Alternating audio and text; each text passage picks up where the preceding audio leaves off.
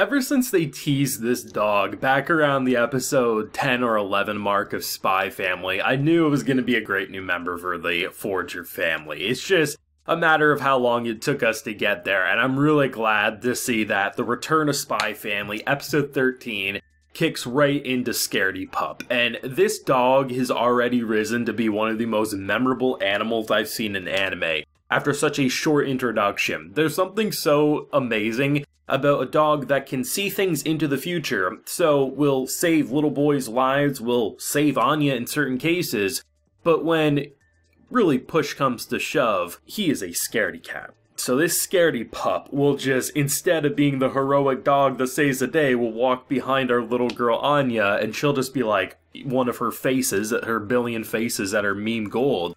To see that dynamic, I have no reason to suspect that I would ever grow tired of seeing that, even hundreds of episodes into a show like this. I really feel that strongly. I think there's a lot of potential with someone who can read minds, but then the other can see things into the future. There's obviously so many ways that is self-explanatory and how comedy can be used with that duo. I mean, they even kind of made it a little hilarious in the way they got away with the whole telephone, which then distracted, and they just got the hell out of Dodge. I think probably one of the funniest things that this show has done, though, and I mean this 100% serious, this isn't recency bias, this isn't me just saying because it's the new episode. I recently rewatched all 12 episodes in anticipation. Even though it was only a 3-month gap between the first and second part of the show, I liked the show that much, I rewatched it. And I truly think that dog running scene where he just runs in a goddamn circle before tiring out, and the people come and are just like, okay, well, I guess that's easy. One of the funniest jokes that Spy Family has landed, in my opinion, because you build up in such a heroic way.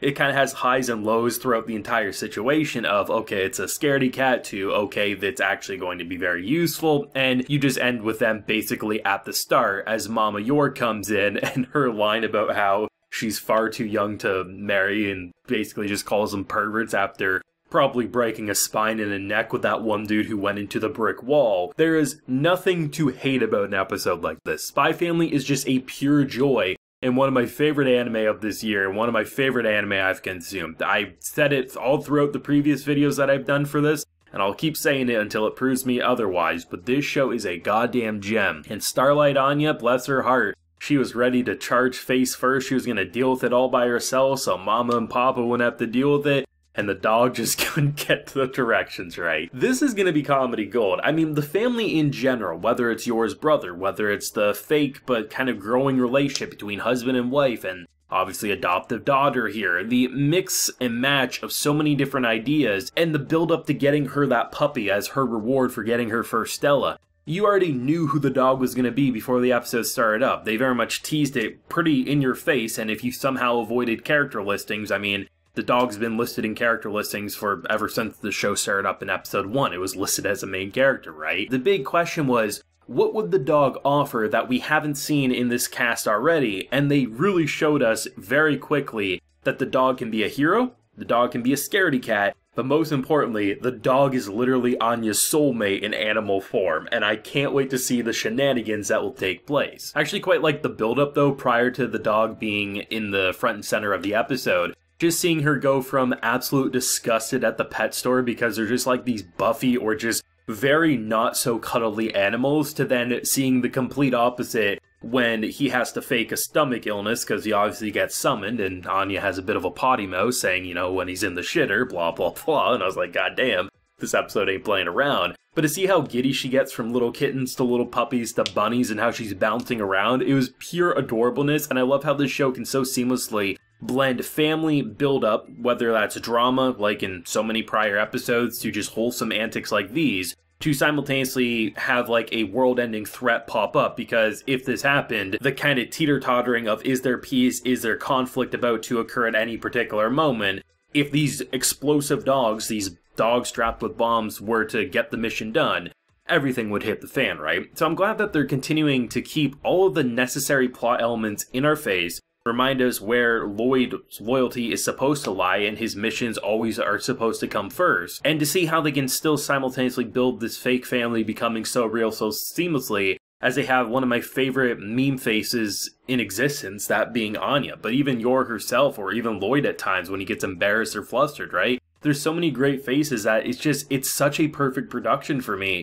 And I am so happy to see how popular this show was when it was first started up airing, all the way throughout its 12 episodes, and I suspect 13 through 24 will be no different. I love the fact that it's so popular because you know damn well, even though only 2 batches of episodes were confirmed initially, you know we ain't stopping after this season wraps up. It's gonna get more just for the sheer popularity alone. Not to mention that there's just so much material that is probably going to translate so well to anime. Say, like, there's no way a production committee's not going to want to continue to work on this, right? New opening and ending, both very well done. The visuals for them actually really caught me by surprise. I just love how, like, they fit so in line with the previous opening and endings, but still found a way to be visually distinct, but just as quality, with both songs doing it justice. A fantastic episode. Without a doubt, Spy Family was my favorite show when it was basically airing in its first season, and honestly, Spy Family is my most anticipated going into this season. I love it that much, and even if other shows may surpass my enjoyment once they fully get rolling, it doesn't change the fact that Spy Family is one of this season's best,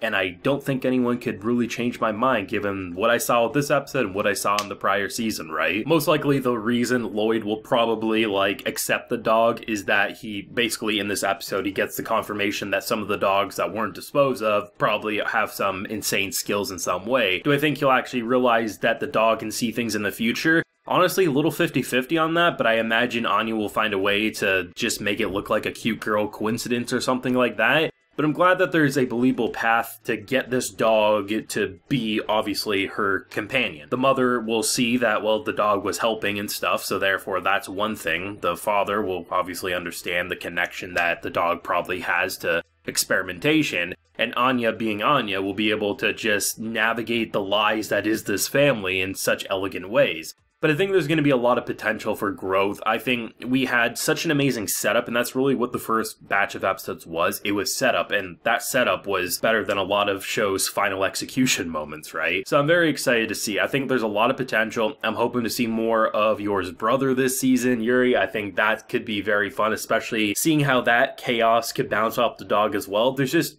adding an extra element feels natural with where the story's at right now, and seeing the different pairings that could occur. Whether it's Lloyd having to take the dog out for a walk when she's at school and just the chaos that could pop up with that. There's so much with that, and I think the idea of giving it a scaredy cat attitude with a mixture of heroic prediction is just the perfect recipe for success. And some people might say, well, it's too early to say that this dog is one of anime's best animals, but I don't care. That's how strongly I like the dog already. And unless they completely just shit the bed, they don't realize how to utilize the character, I don't see my tune changing anytime soon. But great return, feels like it didn't leave, but given that both batches of episodes were more or less in the production pipeline at the same time, I didn't really expect anything to be visually, narratively, or anything else different, right? It was going to be roughly what we had before, and honestly, that's all I needed. It was a perfect last batch of episodes. I'm sure this will be a perfect batch of episodes, and hopefully we won't have to wait too long for a season 2 or whatever they're gonna decide to call it, right? But thoughts and feelings on new best boy, this dog. I mean, I would love to hear people who are fresh to the show like myself. What did you think of this dog? Did you love it as much as myself, or honestly, were you expecting something different? Do let me know down below. Leave a like if you enjoyed and subscribe if you're new around here. Till next time, everyone, please take care and have a good one.